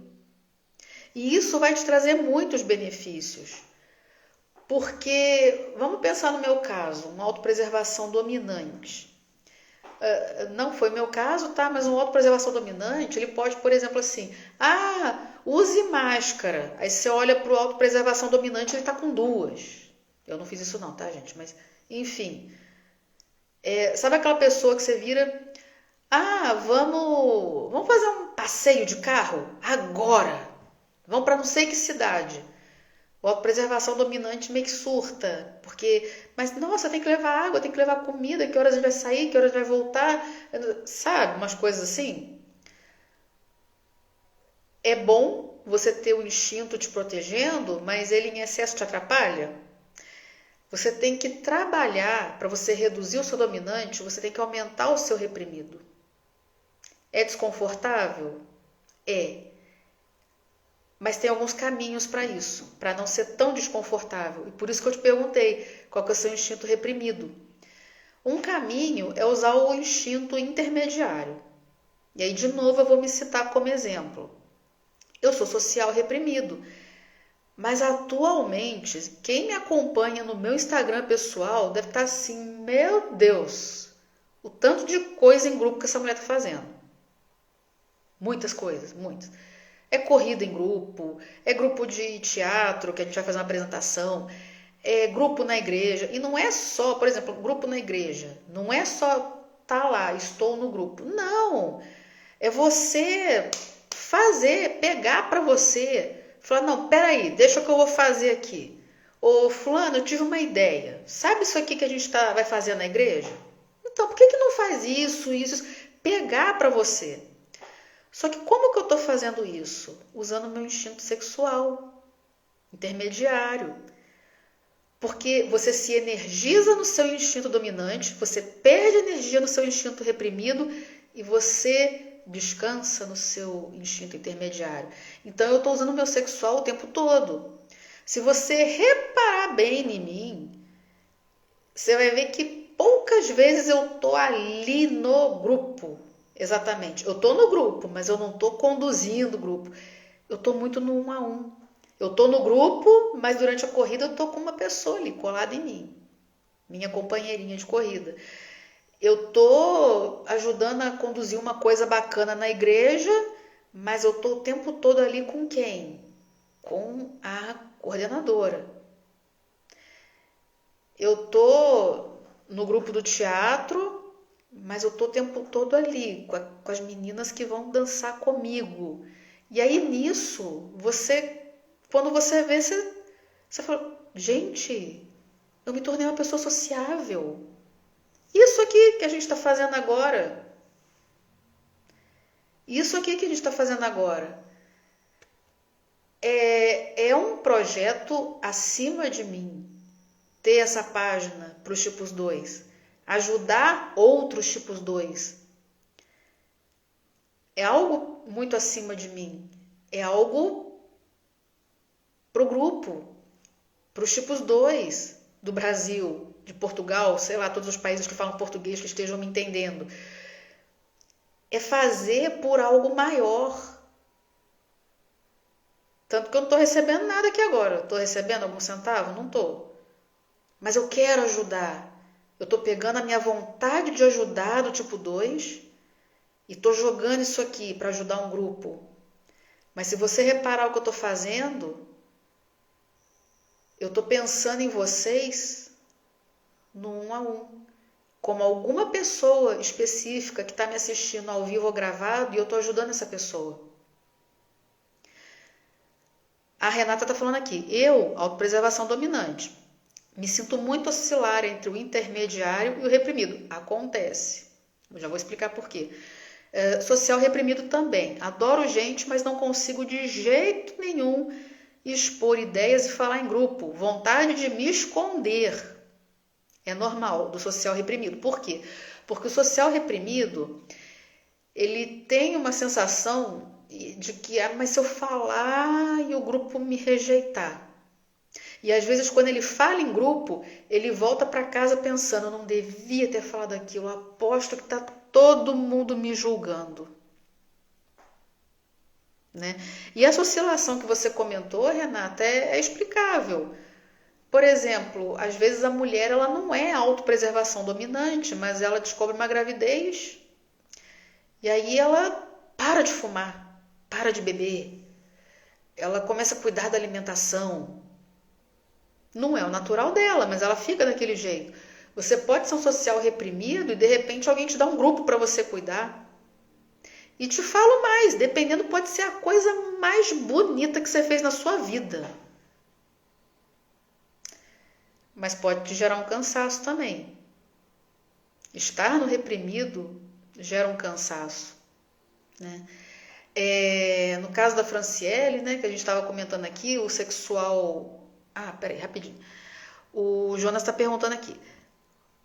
Tem casos que os instintos são tipo a mesma porcentagem? Exemplo, social 40%, sexual 40% e autopreservação 20%. Jonas, o que acontece muito, por que acontece? A gente não consegue medir, né, esse percentual. Então, existem pessoas que simplesmente não conseguem falar se são social ou sexual. E às vezes não precisa ser nem 40% não, tá? Igual no seu exemplo. Às vezes a pessoa é 41% social, 39% sexual, e essa pouca diferença, mais esses movimentos que a gente acabou de comentar aqui, de hora eu ir para o sexual, hora eu ir para o social, a pessoa fica confusa e não faz ideia de qual é o instinto dominante dela. Tá? Ela só sabe o reprimido. Ela só sabe falar o reprimido. E aí eu já vi professores falando assim, ótimo. Mas eu não sei o meu dominante. Ótimo. Não, você já sabe o seu reprimido. Trabalhe o seu reprimido. Sabe? Então, a sua pergunta, pode acontecer? Jonas, pode. Pode. Em Eneagrama existem umas coisas assim que a gente tem que parar de, sabe, achar que é receita de bolo, achar que é só de um jeito ou de outro. Não é não. Existem coisas dentro do Eneagrama, igual a tal da asa dominante. Gente, eu já atendi 2 pessoas que eu me lembre, se é que não teve mais, mas eu me lembro de 2 pessoas que eles cresceram ao longo da vida com uma asa dominante e a vida adulta fez eles desenvolverem a asa reprimida, a ponto deles não saberem mais falar qual que é a asa que era dominante neles. Eles sabiam falar a asa que eles desenvolveram na adolescência, mas agora as 2 estavam tão assim presentes neles. O Eneagrama tipo 5 aqui está falando, Eneagrama não é só personalidade. Gente, Eneagrama é uma ferramenta. Se a gente levasse o Eneagrama a sério, antes da gente ficar perguntando, gente, eu gosto de paçoca, qual que é o meu tipo? Não, desculpa falar, mas tem umas perguntas nesse nível, né? Antes da gente falar isso, antes da gente falar assim, Bárbara, você é tipo 2, né? Eu sou. Fulano é tipo 2 e agiu assim comigo. Por quê? Não tô falando que isso é errado não, tá, gente? É uma reflexão interessante. A gente analisar o comportamento da pessoa sabendo qual que é o tipo, o subtipo dela. É interessante. Mas levar o Eneagrama a sério significa a gente olhar para a ferramenta e pensar, cara, peraí, eu sou um tipo 2. Sabe o que isso significa? Eu tô na tríade emocional, próximo dos físicos. Eu tô afastado do mental. Olha, mas eu me acho uma pessoa tão organizada, tão planejadora. Eu planejo tudo. Nossa, olha aqui, ó, tem um monte de cronograma, tem um monte de plano de ação. Meu dia aqui tá todo planejado. Mas peraí, caramba, é verdade. Eu planejo o meu dia, Mas dependendo da situação, eu vou muito mais pelo feeling. É mesmo, nossa, eu tenho que desenvolver meu mental. Tá certo. Sabe? É essa ferramenta. Ah, eu sou um tipo 2. Nossa, tem uma característica interessante do tipo 1 aqui. Como é que eu faço para pegar essa característica? Ah, eu sou tipo 2. Tem uma característica interessante aqui do 8. Como é que eu faço para pegar? Eneagrama é uma ferramenta. A gente deveria se debruçar e estudar a ferramenta muito mais vezes, tá? Muito mais vezes do que só ficar preocupado. O pessoal achou engraçado, né? O Jonas, a Renata. Eu gosto de paçoca. Qual que é o meu tipo? Ai, gente. Pior que nem é meme. Nem é meme. Tá. Enfim, aí eu tava falando aqui. A Franciele, ela tem o sexual dominante e o autopreservação reprimido. Para diminuir a energia do sexual, a gente tem que aumentar a autopreservação.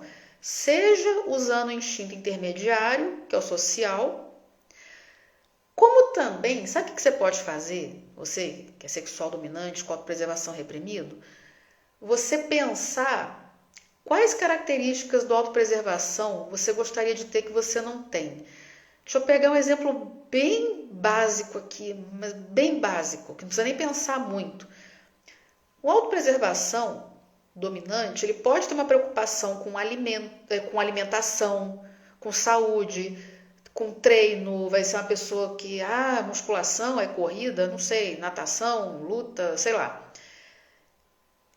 E pode ser que você, que é 2 sexual dominante, embora você goste de se sentir bonita, você gosta de se sentir atraente, você gosta de seduzir os outros, pode ser que você tenha um problema sério com rotina de cozinhar, de fazer marmita, de se alimentar de forma saudável, de ir para academia, você se enrola nos horários, você acaba não indo, sei lá, para você é uma tortura essa questão da rotina, de cuidados diário. Você pode unir uma coisa a outra. Você pode unir o seu instinto sexual para reforçar a necessidade de deixar as marmitinhas da semana preparadas, ou todo dia preparar aquilo que tem que ser fresquinho, de ir para academia, ou de fazer uma corrida com a galera. Você é uma sexual dominante. Eu tenho dificuldade de me cuidar, tal, rotina, não sei o quê. Chama uma colega e vai treinar com ela. Vai correr com ela, sei lá. Usa os seus instintos dominantes, o intermediário, para acessar o reprimido, sabe? Não, meu problema é com finanças, é com dinheiro. Tá, mas você, que é uma sexual dominante, tem alguém que você admira tanto nesse assunto, que para você ia ser um prazer debruçar com ela em cima de um caderno e falar, me ensina, como é que faz? A ponto de você querer fazer de tanto que você admira aquela pessoa e para mostrar para a pessoa que você aprendeu. Gente, usa os instintos, usa. Eneagrama é uma caixa de ferramenta. E aí sim você consegue diminuir o seu instinto dominante e aumentar o reprimido e tentar equilibrar de uma certa forma. A Renata está perguntando como ser um pouco mais mental com consciência para ajudar na praticidade, objetividade e trabalho. Renata, em primeiro lugar,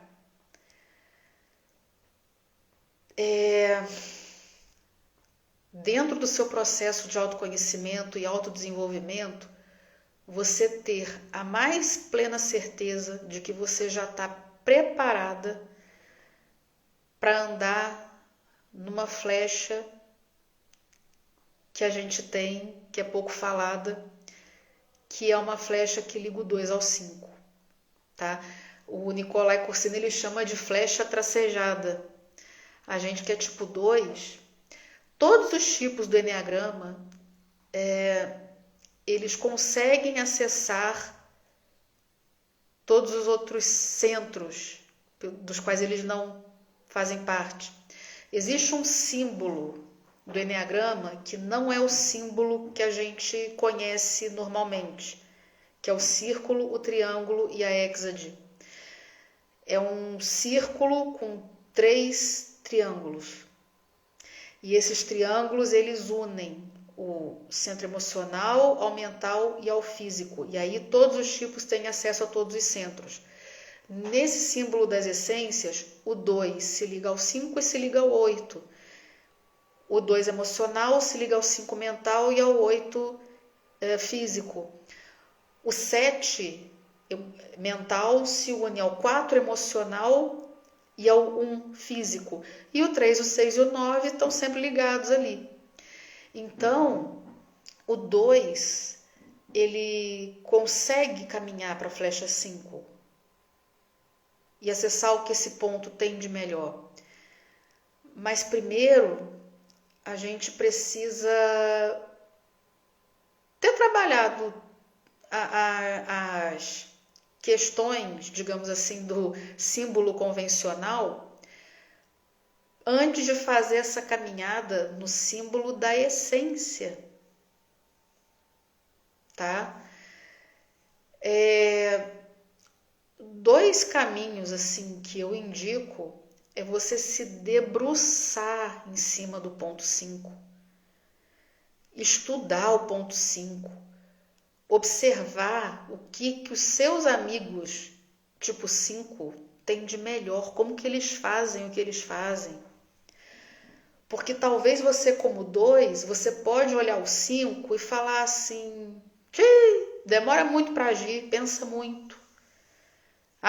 Eu queria resolver um negócio para amanhã, me pediu 3 dias para pensar, para analisar, para ver o que vai acontecer, sabe? E é nesse planejamento esse planejamento do 5 que salvaria a gente que é 2, tá? Eu posso até concordar com vocês que existem características negativas nisso, que é quando o 5 planeja e perde o time de agir. Mas a característica positiva do 5 é quando planeja e na hora que ele age, sai rápido, sai fácil, sai tranquilo e ele consegue concluir porque ele planejou. Sabe quando o tipo 5 vai arrumar o armário da cozinha e ele senta e fica olhando e fica pensando? E a gente que é 2 acha isso uma perda de tempo. Começa a arrumar, começa a fazer. Mas na hora que ele faz, sai rápido e fica lindo. Maravilhoso. Você olha e fala, valeu a pena planejar. Tá? Então, estudar o tipo 5, o que ele tem de melhor, se debruça mesmo, observa o tipo 5. Observa como que eles cronometram o dia deles. Tal hora eu vou fazer tal coisa, tal hora eu vou fazer tal coisa, tal hora eu vou fazer tal coisa. A gente que é 2, a gente até planeja, mas a gente não fica tão incomodado assim de às vezes trocar a ordem das coisas, de na hora fazer pelo feeling. E o outro caminho que eu ia falar, eu tenho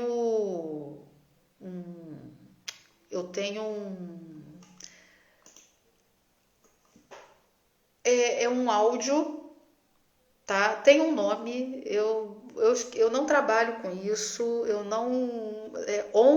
ondas binaurais. Uma pessoa que trabalha com isso indicou que é quando você medita ao som do i.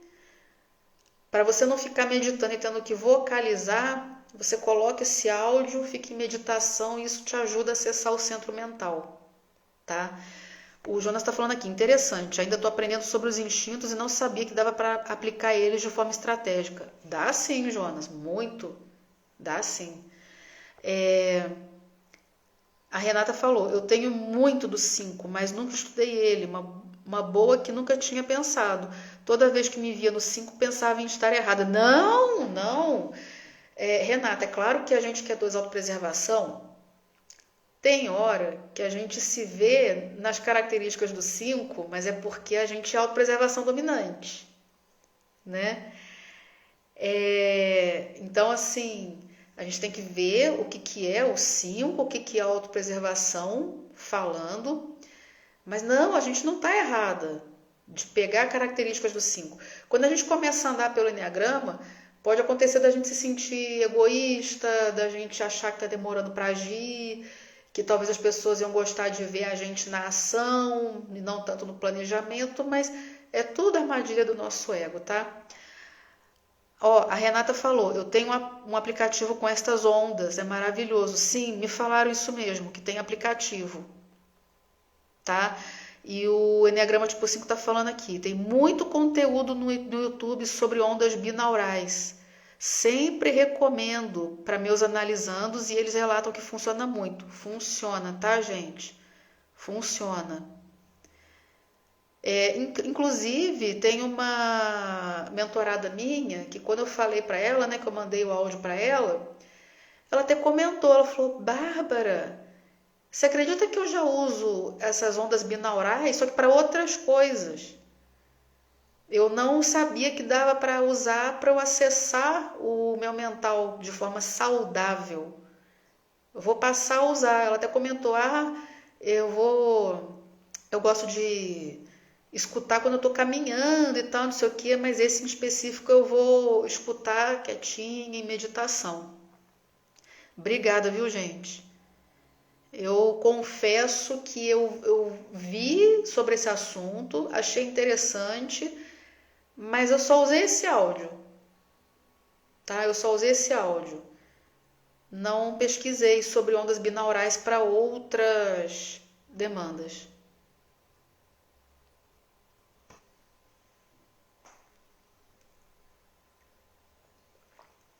Gente, mais alguma pergunta?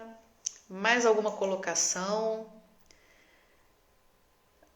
Já vamos para 2 horas de live. Amei, gente. Amei. A gente se propôs a falar do tipo 2 sexual dominante e a gente falou de tanta mais coisa, né? Tanta coisa a mais. Cara, a gente falou de acessar o mental saudável. A gente falou de, sei lá, eu acho que muita gente que estava aqui tem aquela crença de que do 2 você pode caminhar numa flecha em estresse pro 8 e morreu. Gente, o Enneagrama ele é dinâmico. Você pode andar nele todo.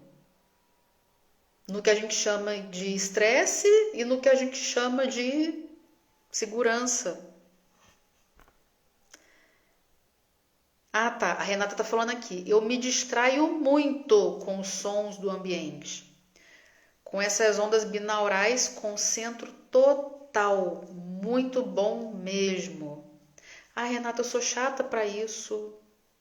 Eu sou tão chata para isso. Sabe quando você tá na igreja, você não quer pecar, mas o irmãozinho sentado atrás de você tá segurando um copinho descartável, vazio, não para de fazer. E aí você não consegue prestar atenção na pregação? Aí você não quer pecar, mas você quer virar e falar, meu filho, eu tava quase, você quer que eu jogue o copo no lixo para você? Né? Tipo 2 também é passivo-agressivo, tá, gente? Principalmente o 2 autopreservação. A gente falou do 2 sexual, que ele é mais agressivo, ele verbaliza mais, né? Não do jeito que deveria, um pouco mais agressivo. Então, o 2 autopreservação, ele é passivo-agressivo, que vocês não fazem ideia. A Renata tá comentando, aham, eu, kkk. Quando a gente falar do 2 autopreservação, eu vou falar dessa passivo-agressivo. O Jonas, adorei a live, aprendi muito. Ah, Jonas, obrigada, tá? Eu faço de coração. A Renata, vontade de matar quando irrita por muito tempo. É, é. Mas a gente tá tentando evoluir. E fica só na vontade, né, Renata? A gente não faz isso, não. Logo passa, a gente é tipo 2, daqui a pouco passa. Bom, gente, mas tem mais alguma pergunta? Se não tiver, vamos despedindo de vocês. Amei estar com vocês, gente. Obrigada. Tava com saudade das nossas lives. E agora vou fazer uma votação para saber se a nossa próxima é do 2 social dominante ou do 2 sexual dominante. Ok? Obrigada, viu, gente? Até mais.